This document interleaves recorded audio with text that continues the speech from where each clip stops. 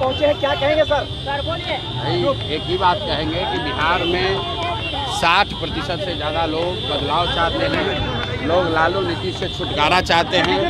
लोग इस भ्रष्ट व्यवस्था को हटाकर एक ऐसी व्यवस्था बनाना चाहते हैं जहां उनके बच्चों के लिए शिक्षा हो, रोजगार हो, बिहार के बच्चों का पलायन बंद हो। लोगों ने बहुत ज़्यादा झेल लिया, देख लिया, कष्ट सह लिया।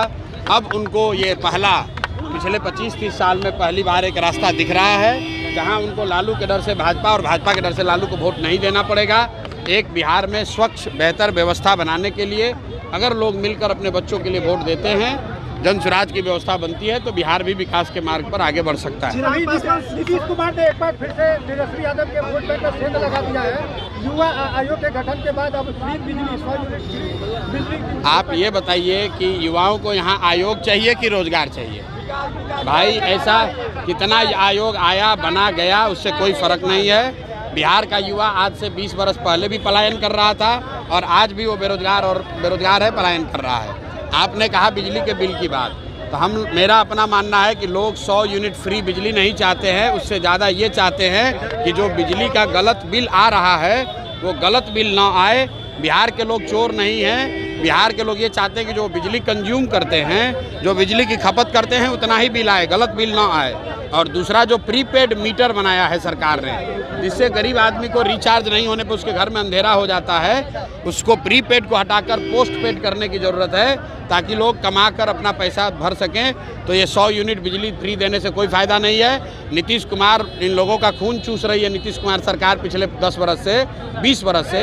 और अब चुनाव के समय वोट लेने के लिए 100 यूनिट बिजली फ्री दीजिएगा, उससे कुछ नहीं होगा। बिहार में लॉ एंड ऑर्डर को लेकर के लगातार अभी सवाल उठा रहे थे, चिराग पासवान भी अब सवाल खड़े कर। भाई लॉ एंड ऑर्डर, जब मुख्यमंत्री बिहार का मुखिया अचेतन अवस्था में है, मुख्यमंत्री को पता ही नहीं चल रहा है कि बिहार में क्या हो रहा है, नहीं हो रहा है, तो लॉ एंड ऑर्डर तो बिगड़ेगा ही बिगड़ेगा। अभी आप देखिएगा आने वाले 2-3 महीनों में ये स्थिति और भयावह होगी।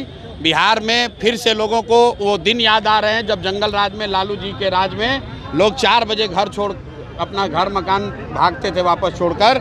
वही स्थिति करीब करीब बिहार में वापस फिर से हो रही है। पेंशन राशि बढ़ा दी गई है।